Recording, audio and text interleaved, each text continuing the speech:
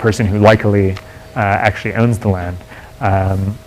So I think Mona will tell us more about that. And then actually, yeah, I think I'm going to turn it over to Mona at this point to ask his experience. So I think I'll just briefly introduce this mosaic, and then Mona can fill in the details and take it from there. But so Mona, when the earthquake struck, became just a community leader of a certain group of number of families. I don't know if it was 126 families at first. I forget the 146. 200 at the beginning. Yeah, it was three. It was many families. Yeah. And so these so imagine you're in a camp. This is right near where I lived actually, which is kind of how I came to know about Mona, and my friend came to know about him who made the documentary. But one of many places where people found space, set up what they could, tents, shelters, started advocating for themselves, and long story short, because I want to get to some specifics about what I want to hear Mona talk about, but evictions were happening left and right years after the earthquake, right? I mean, the land that people settled on was land people wanted for businesses, land where landowners wanted to rebuild apartments so they could start renting. I mean, naturally, it was, any land that someone settled on was needed or wanted or owned by somebody else. And so that caused problems for Mosaic, which is the community that Mona led and organized on a few different occasions. Unfortunately, they were evicted, sometimes violently, from the places where they were living, and eventually they come to settle in a part of Canaan. I think, as you saw in the trailer to the video, they were. You saw that. You saw they were kind of building their homes there, trying to make their future there. But I'd love to now turn it over to Mona and ask, first, what they had hoped for Canaan, what they thought Canaan would bring them, you and the communities you represent, and then tell us what happened after you did move to Canaan. What was your experience there? And then we'll get on to some more specific questions, I think, after that. But I'd love to introduce Mona and hear, turn it over to him to talk us through what Canaan represented and what it turned out to be for at least this particular group of people. So, yeah. You can say it, stand, whatever you feel like. Thank you, Jacob. Yeah. And thank you for everyone. Thank you, Candace. Thank you, Alberto. Thank you for everyone to be here for this history. You can excuse me for my English. So, Canaan represents a big thing for me. So, it's a place after the earthquake people can have a place to stay. They have a lot of problems too. People don't really pay house, pay tax, really, like legally. So, what they pay tax? They pay taxes. Mostly people, they have no land. In my first camp, in Haiti, land is a big deal. When I was at Delma 30, in Port-au-Prince at Delma, I had 300 families. So most of them were from the place we lived before. An organization, European organization, contact me and say, we're gonna build house and shelter for some people of this area. So they said only for people who get land. So I said, why? The other people, they are together, but they said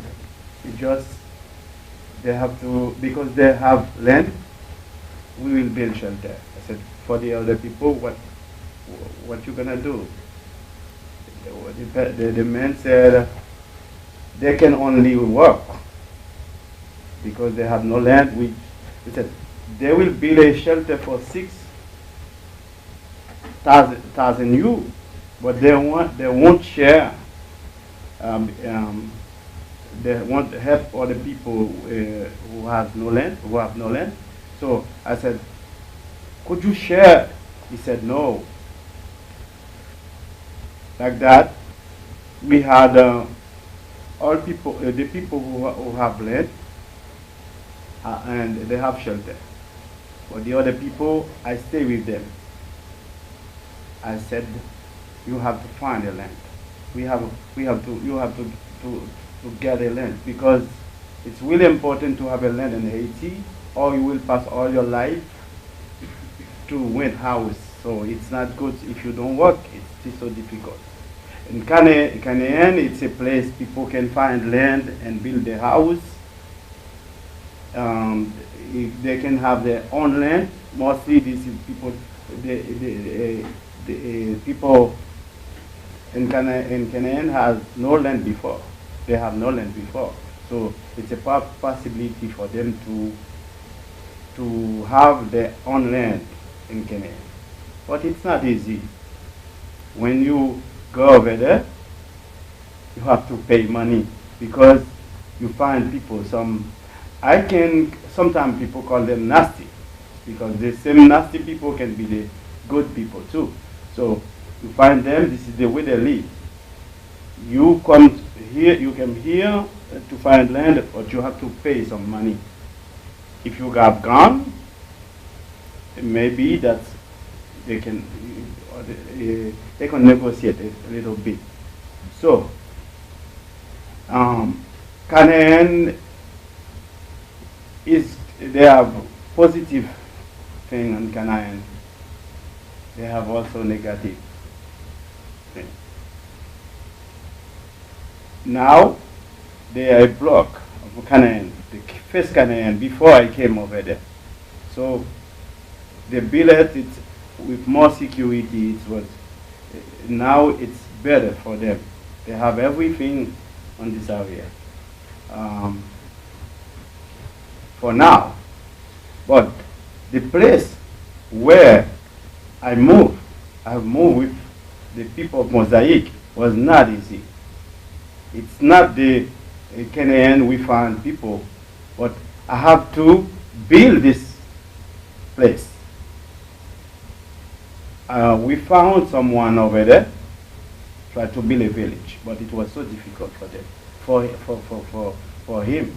But when we saw him, we have to spend a lot of money. We lose money. One time we were somewhere, we have lost 4,000 new. They put fire, everything,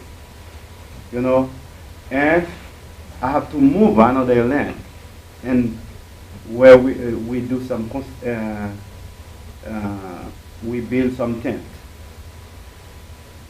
It was not easy. We spent, because of the land, at least 25,000 U, because we had an organization help us to pay people, to pay the people we found on this area, and also to pay the bandits, the nasty people everywhere. They have a lot of guns, and say, if you don't help, you will not stay here. So it was not easy. This local Titanien, really, and it was so difficult. They call it red zone, and this is the way we were. It's not in the Canaan. They have a lot of people. If it's this area, that could be.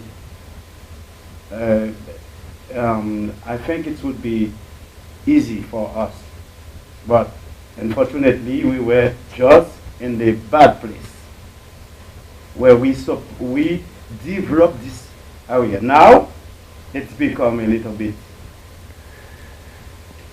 good, but they still have problems. And when you guys went to Canaan, what was it you have this area, it's empty. What are the things you need to make it into a city and make it into somewhere where you can live? What are the things you guys wanted or tried to build yourselves or tried to, what are the things that make a community to you?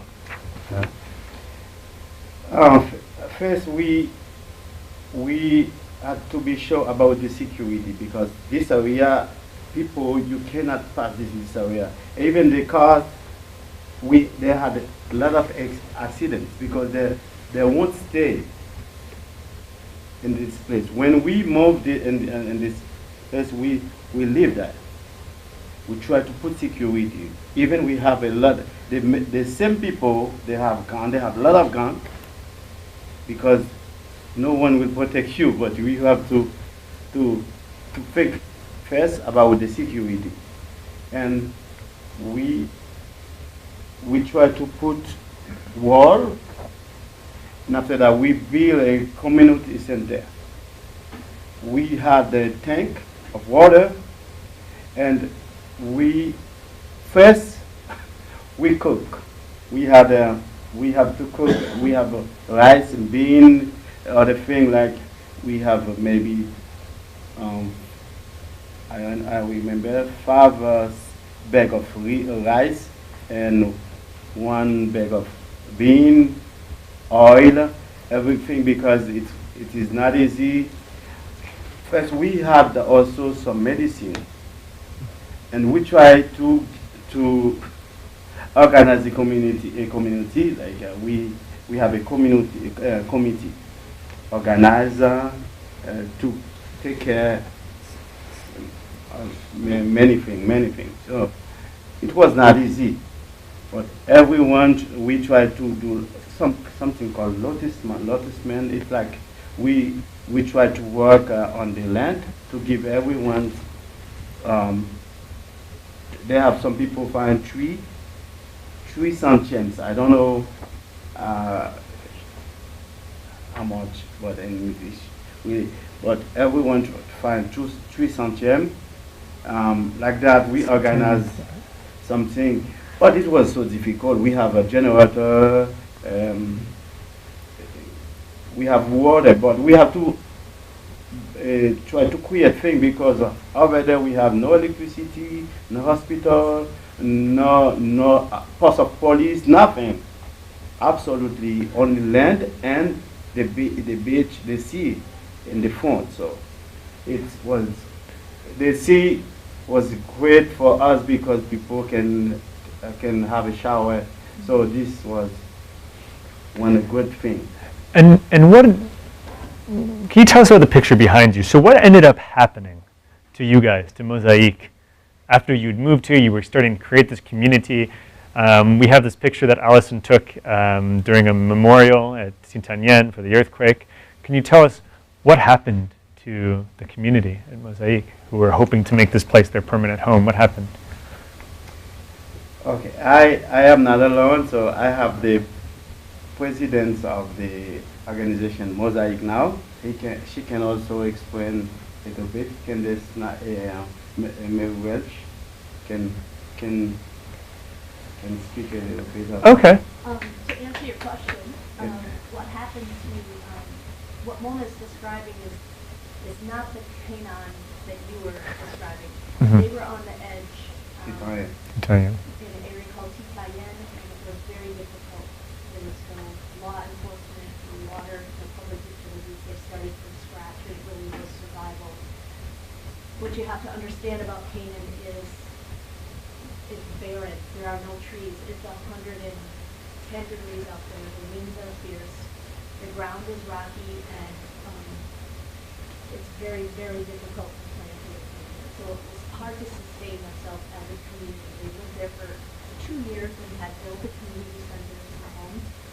And the people that were claiming the real landowners, evicted this group off of Canaan. And it was a violent eviction. They came out on a Sunday morning with clubs, machetes, machine guns, and threatened the people. They clubbed a pregnant woman in the mouth. They bludgeoned another community member in the back of the head. That is on video. That's all been recorded on video. 2 days later, they came out with a bulldozer and knocked down everything that this community had built. And Mona's goal all along, he described NGOs coming in saying, yes, we'll build houses if you have land. So if you have land, you get a house. If you have no land, you get nothing. So the poor stay poor.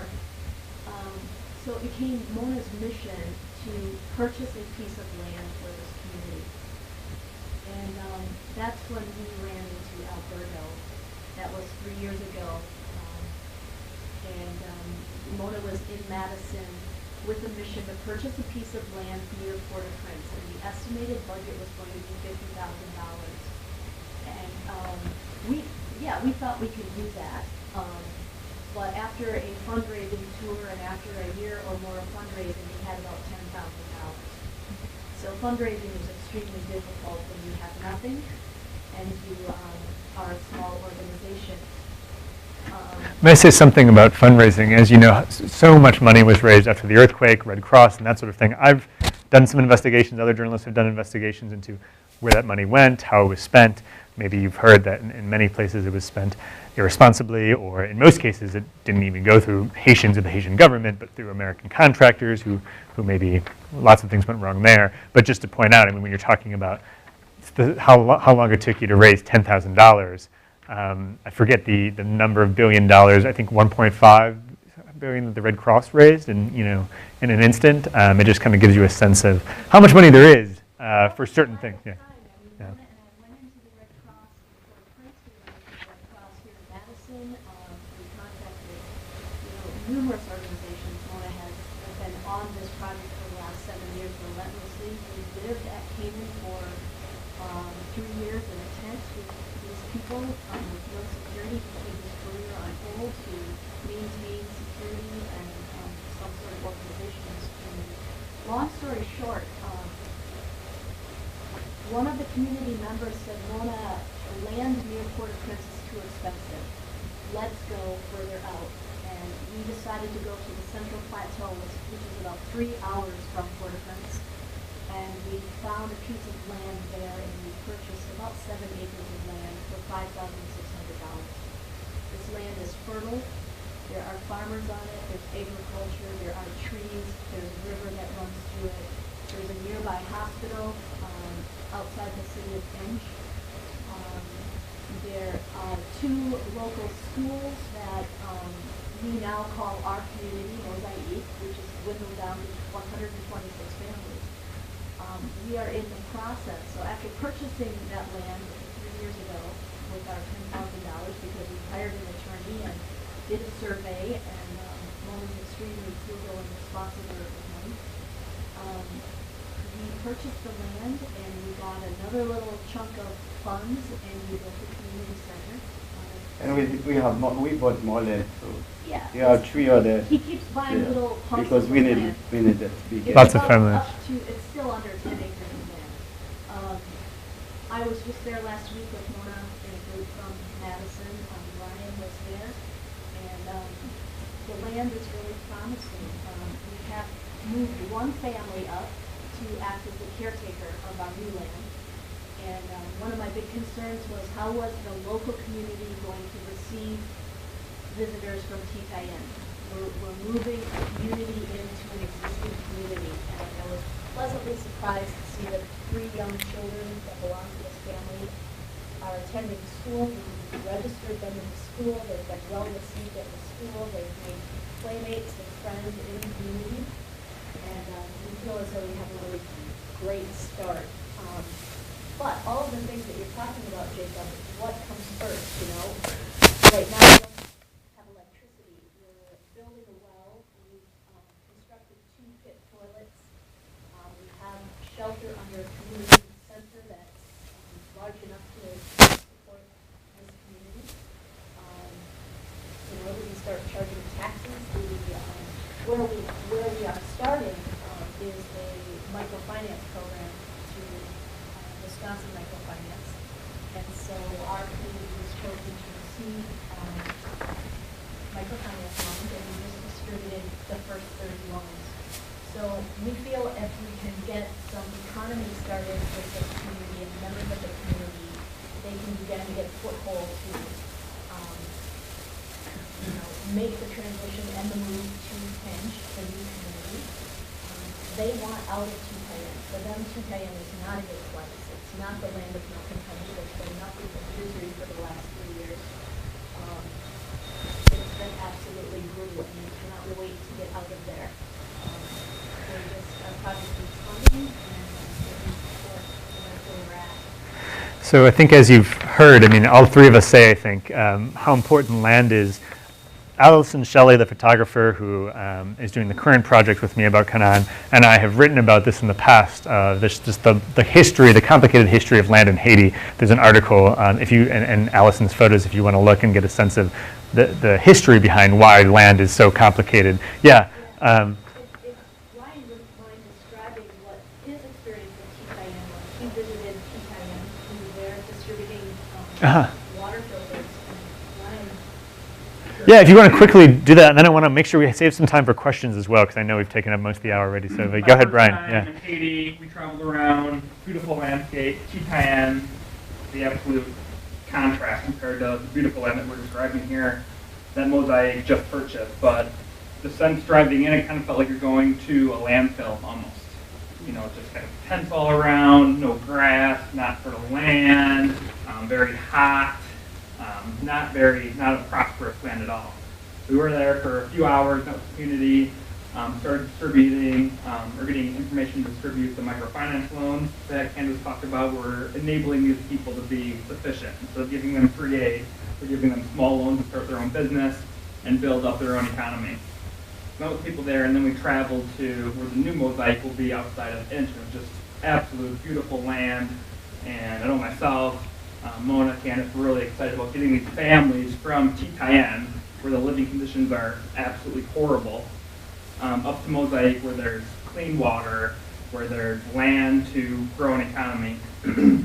But I think the major issue right now is getting these individuals placed to Mosaic. So like I said, we have one community center, we need to build homes, we need to build a well, so it's just a matter of gathering funds and support to make this project a reality. Thanks, Brian. Yeah, I mean,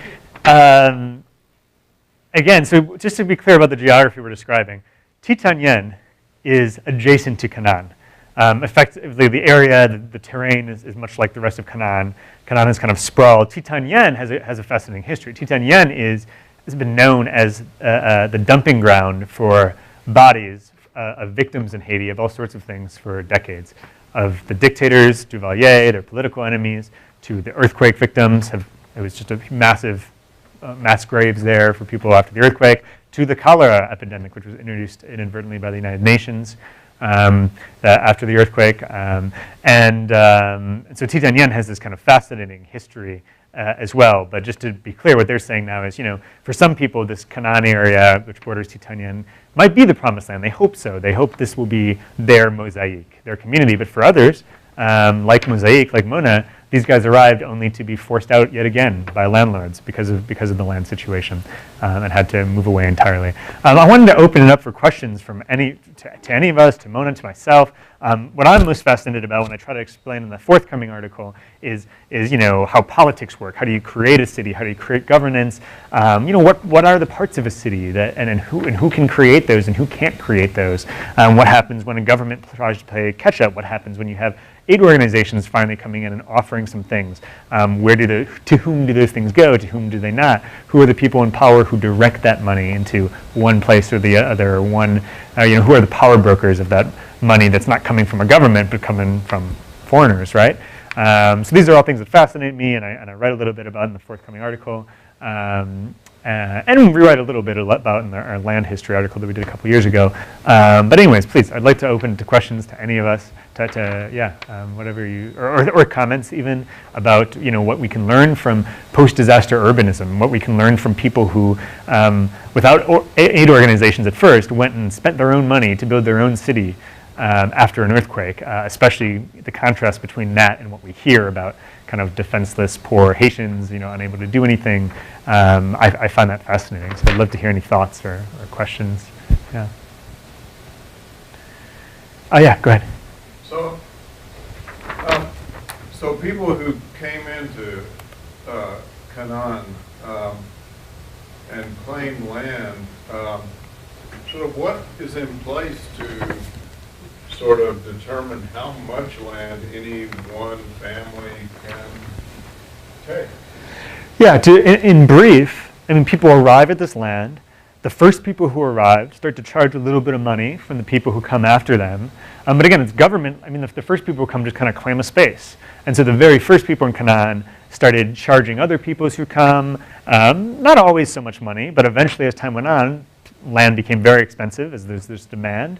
So again, the first people would come and build that foundation of their house and say, this is mine, and it's okay. Well, someone started building here, like, that's somebody's land, that's somebody's plot. And so it's really important, this physical foundation. If you want to, if I'm a person who's coming to Canaan and I want to stake a claim, I mean, to just my physical, house, building that foundation is key. You might not, it might be years or never before you, build a house of your own, but that foundation says, this is my land. But it's, totally unregulated. It's not legal. I mean, this is either Haitian's government land, that you're building on without permission, or more likely, not even Haiti's government land. It belongs to some company that was going to develop the area years ago that still has the title, probably.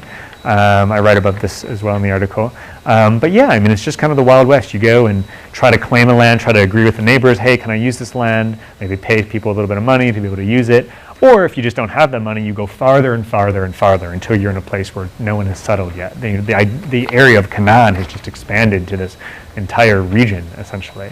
People will keep going farther to find some land. I don't know if that answers the question, but if anyone, yeah. Just Yeah. a clarification. Thank you. This is fascinating.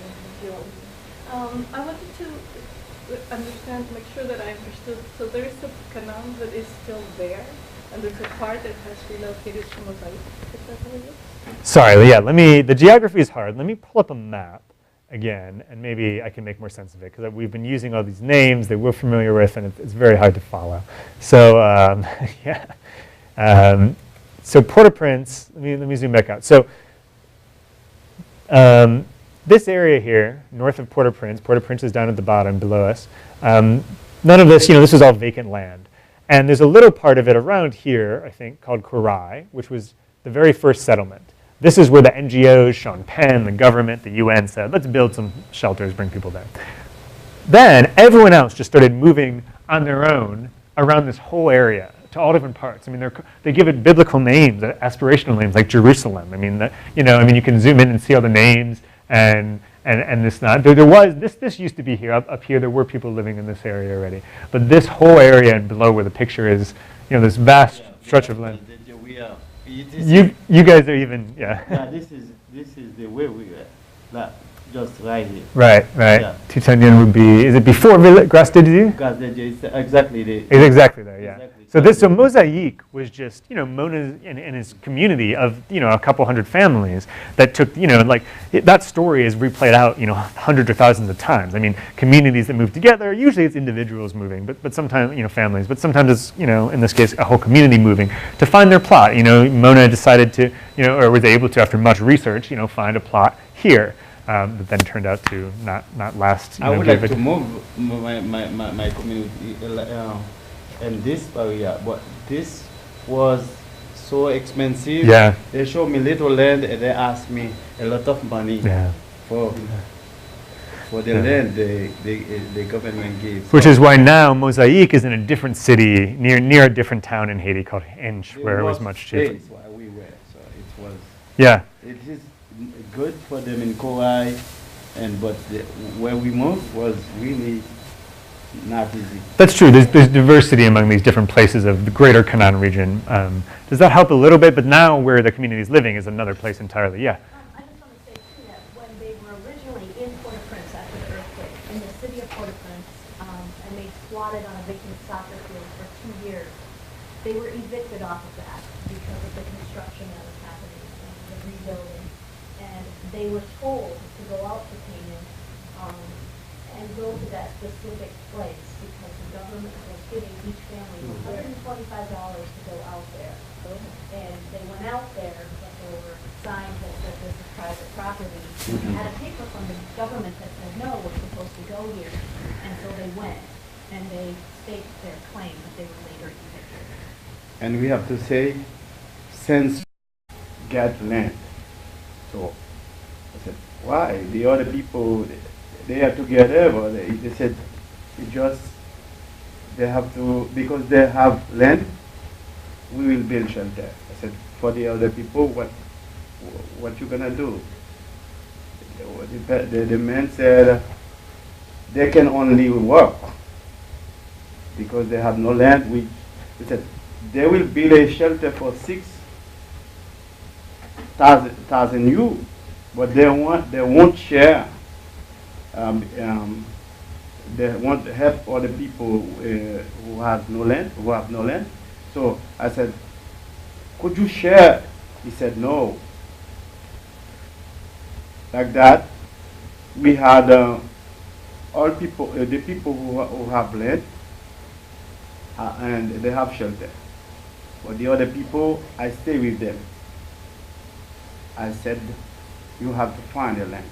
You have to get a land, because Years after the earthquake, right? I mean, the land that people settled on was land people wanted for businesses, land where landowners wanted to rebuild apartments so they could start renting. I mean, naturally, it was, any land that someone settled on was needed or wanted or owned by somebody else.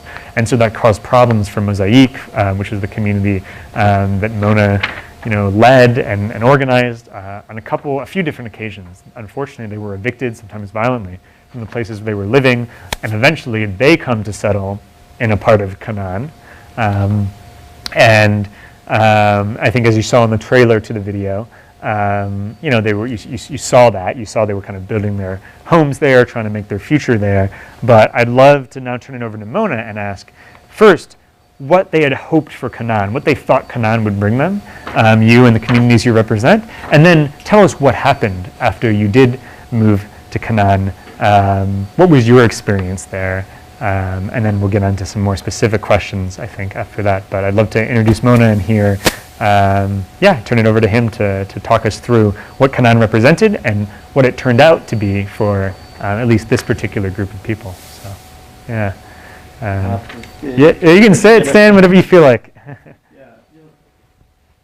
you, Jacob. Yeah. And thank you for everyone. Thank you, Francis. Thank you, Alberto. Thank you for everyone to be here for this history. You can excuse me for my English. So, Canaan represents a big thing for me. So, it's a place after the earthquake people can have a place to stay. They have a lot of problems. So, people don't really pay house, pay tax, really, like legally. So, but they pay tax. They pay taxes. Mostly people, they have no land. In my first camp, in Haiti, land is a big deal. When I was at Delma 30, in Port-au-Prince at Delma, I had 300 families.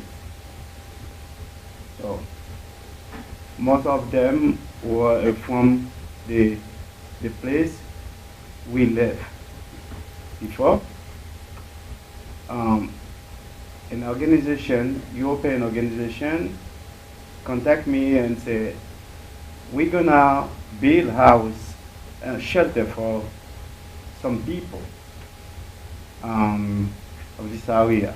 So they said only for people who The person who likely actually owns the land.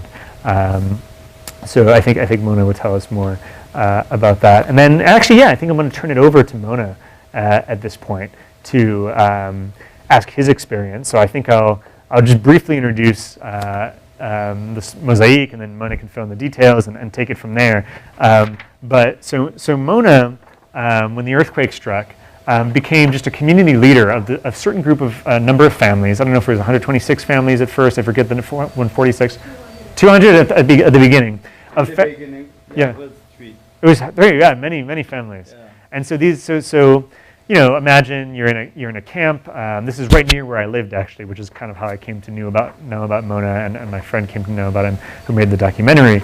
But one of many places where people found space, set up what they could, tents, shelters, started advocating for themselves, and long story short, because I want to get to some specifics about what I want to hear Mona talk about, but evictions were happening left and right.